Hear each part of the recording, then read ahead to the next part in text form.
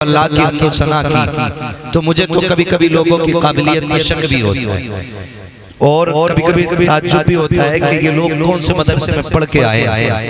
एक किताब पढ़ी जाती थी तो उसमें अल्लाह की हमद बयान की गई। बहुत अच्छी बात इमरान भाई ने कही कि नात के अशार तो पढ़े गए लेकिन हमद के शेर नहीं पढ़े गए। यकीनन ये हमारे असलाफ के उसूल और हमारे तरीके के खिलाफ है। हमारी महफिलों का आगाज पहले जब भी होता था ना, तिलावत के बाद अल्लाह की हमद पढ़ी जाती थी, हमद होती थी, उसके बाद फिर नात होती थी। और बहुत सारे शोरा का तो ये उसूल था कि अपने कलाम का आगाज ही हमद से किया करते थे। तो ये बरकत का सबब होता है, बरकत का सबब होता है। कभी भी हो ना, मैं तो मशवरा देता हूँ दुनिया के तमाम शोरा को, जब भी आप अपनी महफिल का आगाज करें वो भी हमद से करें और अपनी नातखानी का आगाज करें वो भी हमद से करें। इंशाअल्लाहुल अजीज अगर नात से जिंदगी में 4 चांद लगते हैं ना, हमद 7 शुरू कर दो, अल्लाह जिंदगी में 8 चांद लगा डाले। तो ये बड़ी जरूरी चीजें हैं जिनको हम छोटा समझ के नजरअंदाज कर जाते हैं। तो ये हमारा तरीका जो है ये बरकरार रहना चाहिए। ये हमारा तरीका कैसा रहना चाहिए? बरकरार रहना चाहिए। तो मैं अर्ज कर रहा था लोगों ने हमने बयान किया तो वो जो एक शेर कभी कभी मिसरे मुझे याद आते हैं, बकरी गाय भैंस बनाई खाने को थी दूध मलाई, लिखता जाऊं पढ़ता जाऊं आगे आगे बढ़ता जाऊं, है ना। तो अल्लाह की हमद बयान किस चीज से की? उन्होंने बकरी गाय भैंस बनाई, बकरी गाय भैंस बनाई। मैंने कहा ये देखो जात कौन सी है और बात कौन सी की है आपने। यूं तो हर शय उसकी कुदरत का शाकार है, जिस शय को देखो आप उसकी कुदरत का शाकार है। मियाँ एक पौधे की तरह कोई पौधा नहीं बना सकता, तो गाय की तरह गाय कौन बना सकता है? मगर फिर भी हम कहते हैं जिस जात की हमद कर रहे हो ना, तो फिर उतना बड़ा शाकार भी तो लेके आओ। लोगों ने उसकी हमद में बकरी गाय का तज़किरा किया, दूध मलाई की बातें की, लेकिन जब किसी जात की हमद मेरे इमाम ने की है ना, तो बकरी गाय का तज़किरा नहीं बल्कि कलम उठा तो कहते हैं, आप कहते हैं वही रब है जिसने तुझको हमतन करम बनाया, हमें भीख मांगने को तेरा रास्ता बताया। तुझे हमद है खुदाया, तुझे हमद है खुदाया। वो कवारी पाके मरियम व नफख्तु फीह का दम है अजब निशाने आज़म, मगर आमिना का जाया वही सबसे अफजल आया, वही सबसे अफजल आया। तुझे हमद है खुदाया, तुझे हमद है खुदाया। शुक्र है रब का, उसने हमें इमाम भी इमाम अहमद रज़ा जैसा दिया। उसने उन्होंने हमद भी की ना, तो नात के रंग थे, नात के रंग उनकी जिंदगी आप देखिए। और फिर उन्होंने जब नात लिखी, कलम तोड़ दी, सरवर कहूं के मालिक को मौला कहूं तुझे। इस रंग को ना आशिकी समझ सकता है, कोई चरसिया या भांग पीने वाला इस रंग को नहीं समझेगा। कई शायर तो ये कह बैठे आला हज़रत शायरी नहीं। मैं कहता हूं उनके शेर का वजन तो लाके दिखाओ, है ना। सबने अपने अपने रंग दिए लेकिन मेरे इमाम का रंग ही नहीं रहा।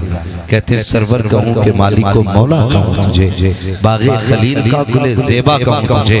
तेरे तो बस वो ऐब तनागी से हैं बरी, हैरान हूं मेरे शाह मैं क्या क्या कहूं तुझे। लेकिन रज़ा ने ख़स्म ख़त्म सुखन इस पे कर दिया, खालिक का बंदा खल्क़ का आका कहूं तुझे। बाबा नारे तकबीर, नारे रिसालत, कलाम आला हज़रत। शुक्र है रब का, उसने हमें और आपको सुन्नी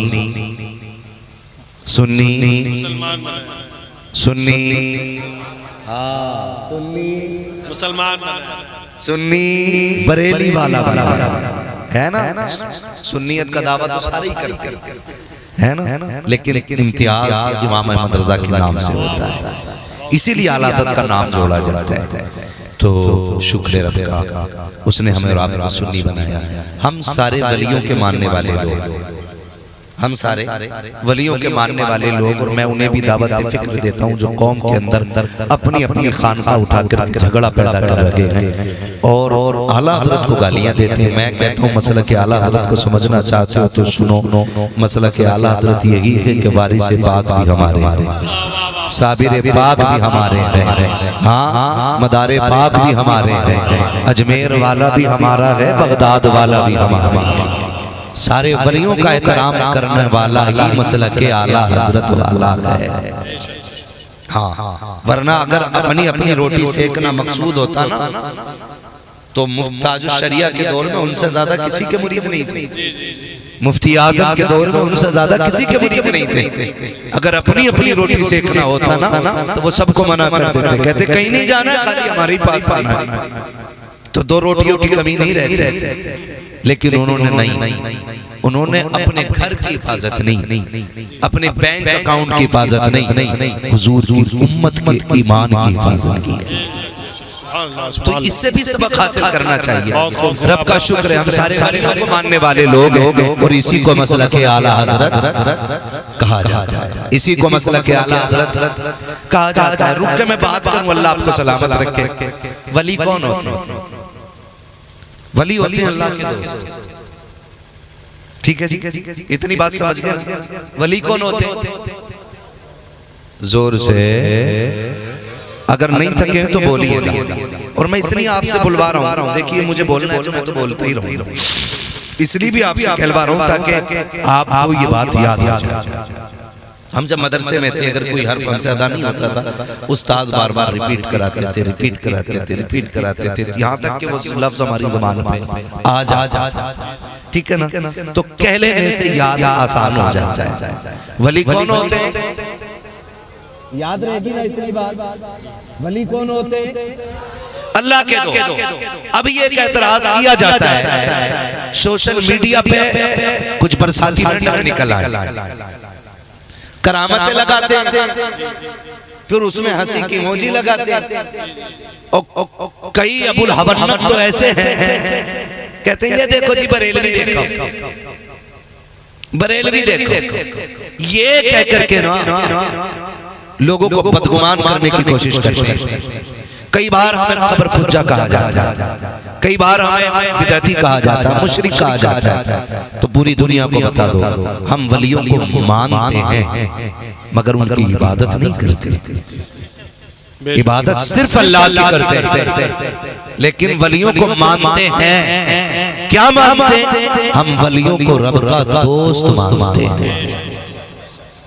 ठीक है, वलियों को रब का दोस्त मानते हैं, हम वलियों को खुदा नहीं मानते। माज़अल्लाहि रब्बिल आलमीन, हम खुदा का दोस्त मानते हैं। और मज़ारों पे जाकर हाथ उठाते तो माज़अल्लाह, इसका मतलब ये बिल्कुल नहीं है कि ये मज़ार वाला खुदा है, बल्कि इसका मतलब ये होता है इसकी चौखट पे आके इसका वास्ता दो तो जो रब हमारी मान नहीं रहा है, इसके सदक़े में हमारी मान बन जाएगी। यही मतलब होता है। तो हम वलियों से प्यार करते हैं, इबादत अल्लाह की करते हैं, इसलिए सारे वली हमारे। और हमारी हक़ानियत की सबसे बड़ी पहचान ये है कि सारे वली हमारी नस्लों में पैदा होते हैं। यानी सारे वली जितने भी हैं सुन्नियों में पैदा होते हैं, वहाबियों में कोई वली नहीं होता, क्योंकि वली मुसलमानों में होते हैं, बेईमानों में वली नहीं होते। हाँ, बेईमानों में वली नहीं होते, ईमान वालों में वली होती। तो इसलिए सारे वली हमारे, ये हमारी हक़ानियत की बहुत बड़ी दलील है। अब अगली बात आपसे करूं, हम तो सारी वलियों को मानने वाले। अच्छा एक बात बताइए, ये वली कैसे बनते? कभी गौर किया? वली बने कैसे? ये तो था नहीं कि मोहर लगी हुई थी और एकदम बन गए, है नहीं ना? वली ऐसे बने कि उन्होंने रब को राज़ी किया। क्या किया उन्होंने? रब को राज़ी किया। वली ऐसे बने कि उन्होंने रब को राज़ी किया। अब आप समझने की कोशिश करें, अल्लाह हर मिसाल से पाक। पहले ये सुने, कोई शय उसकी मिसाल नहीं बन सकती है, लेकिन तकरीब फहम के लिए अपने रोज़मर्रा के रसूल आपको बताओ। मान लीजिए कोई अधिकारी हमसे नाराज है, हमारी बात नहीं सुन रहा है, नहीं सुन रहा है, हमें उसे अपनी बात सुनवाने के लिए, मनवाने के लिए उसे राजी करना जरूरी होता है, तब वो हमारी बात सुनता। लेकिन राजी करने के तरीके भी अलग अलग होते हैं, अलग अलग होते हैं राजी करने के तरीके।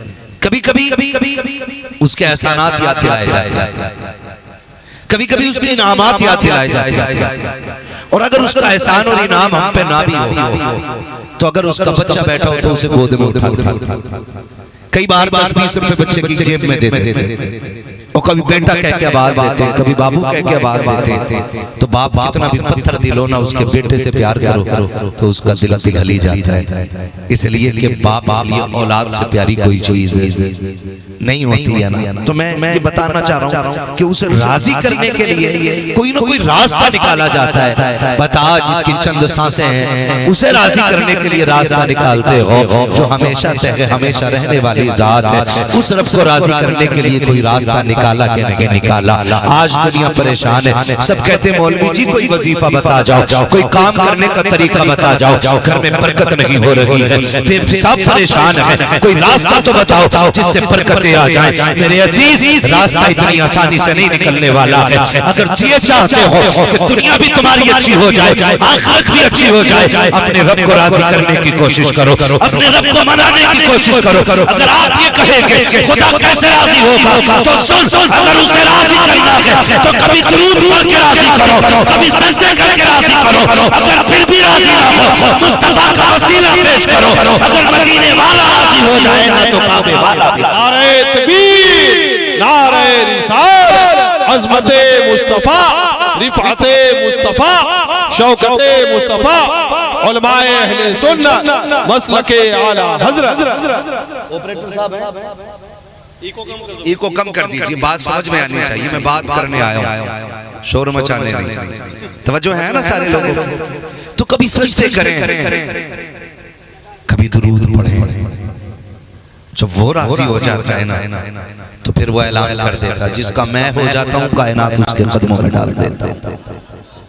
जिसका मैं हो जाता हूँ कायनात उसके कदमों में डाल देता हूँ। फिर मेरा ऐलान हो जाता, चल कायनात मेरी है, मर्जी तेरी चलेगी, जैसे तू कहेगा वैसे ही किया जाएगा।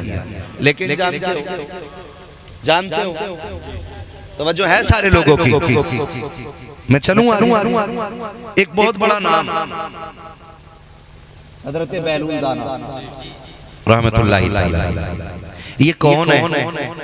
ये वो हैं जो एक दिन नदी के किनारे बैठ के मिट्टी का घर बना रहे थे।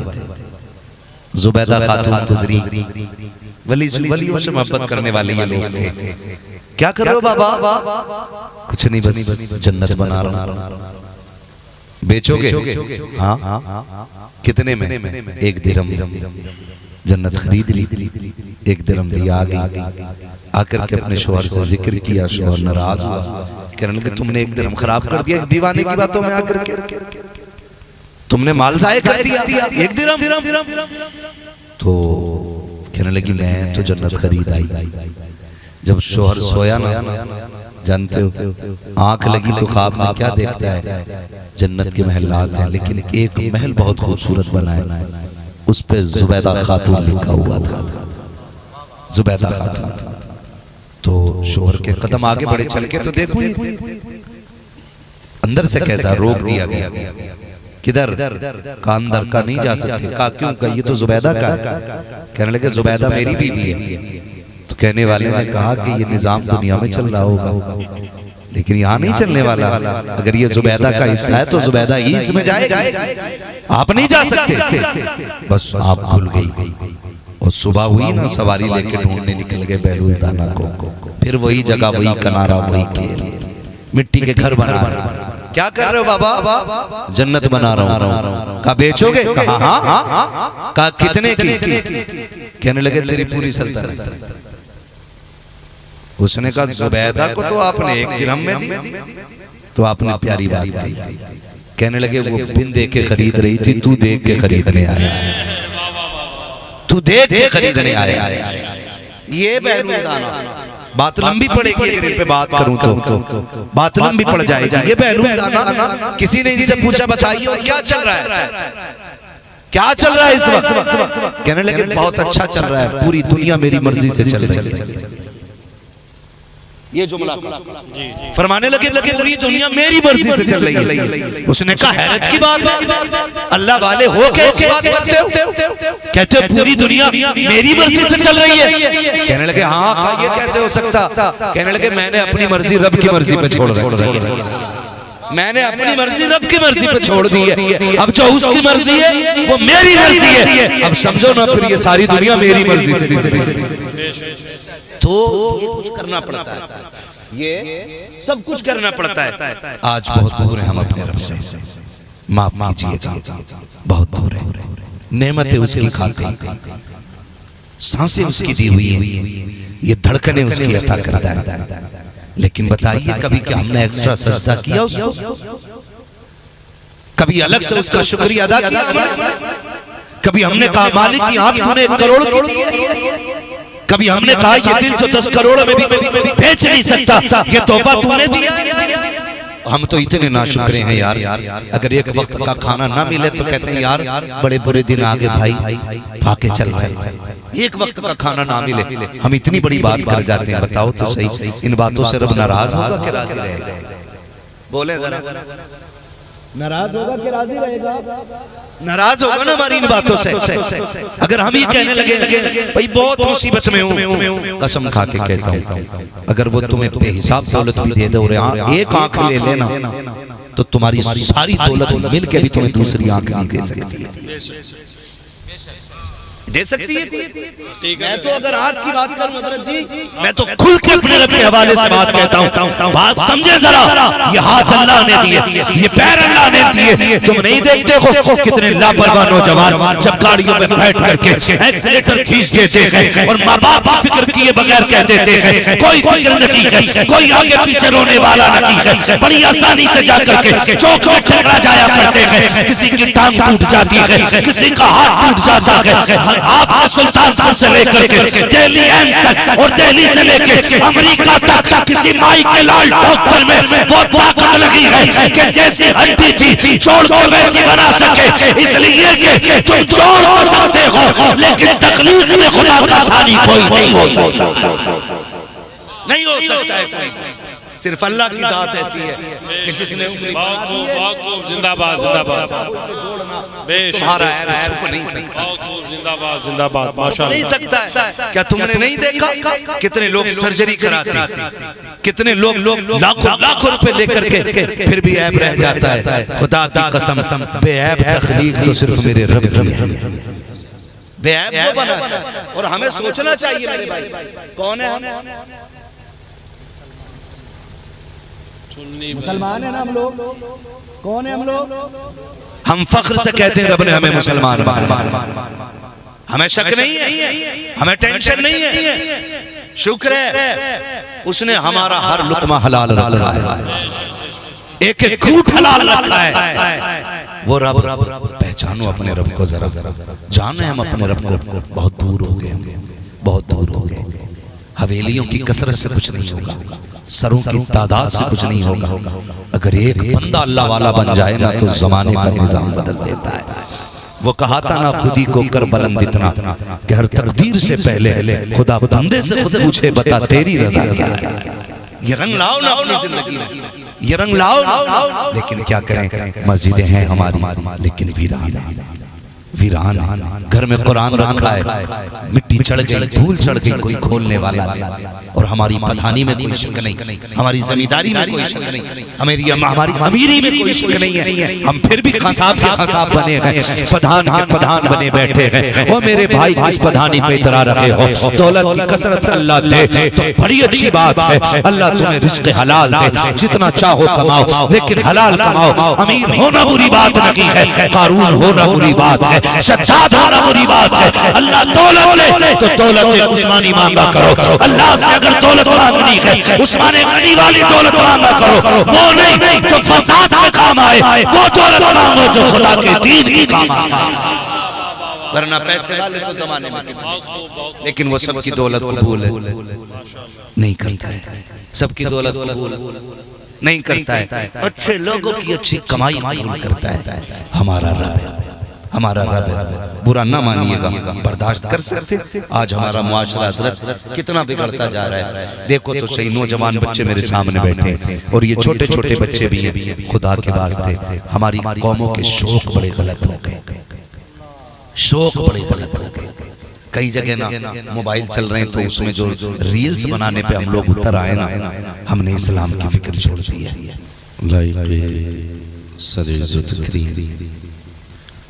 उलमाए अहले सुन्नत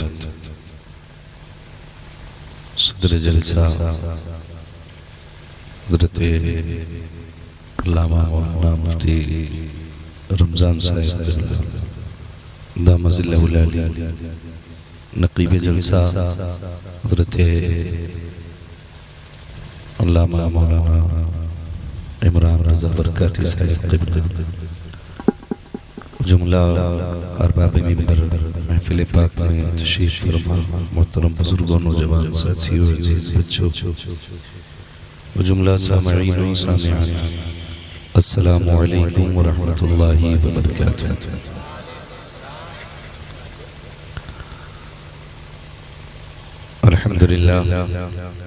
अल्हम्दुलिल्लाहि रब्बिल आलमीन वल आक़िबतु लिल मुत्तक़ीन वस्सलातु वस्सलामु अला रसूलिहिल करीम, अम्मा बअद, फ़अऊज़ु बिल्लाहि मिनश शैतानिर रजीम, बिस्मिल्लाहिर रहमानिर रहीम, या अय्युहल्लज़ीना आमनुत्तक़ुल्लाहा वकूनू मअस सादिक़ीन, आमन्तु बिल्लाहि सदक़ल्लाहु मौलाना अज़ीम वसदक़ रसूलुहुन नबियुल उम्मियुल मुतीउल मुबीनुल मुबीनुल करीम, वनहनु अला ज़ालिका लमिन शाहिदीन व शाकिरीन वल्हम्दुलिल्लाहि रब्बिल आलमीन।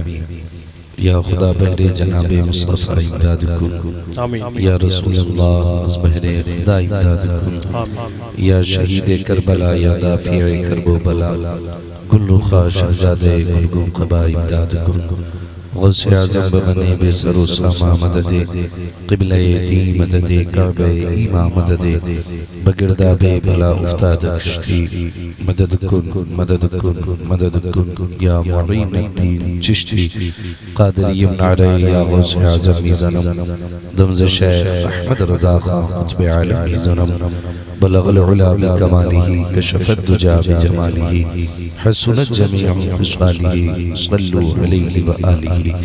करूं तेरे नाम पे जां फिदा, न बस एक जां दो जहां फिदा, दो जहां से भी नहीं जी भरा, करूं क्या करोड़ों जहां नहीं।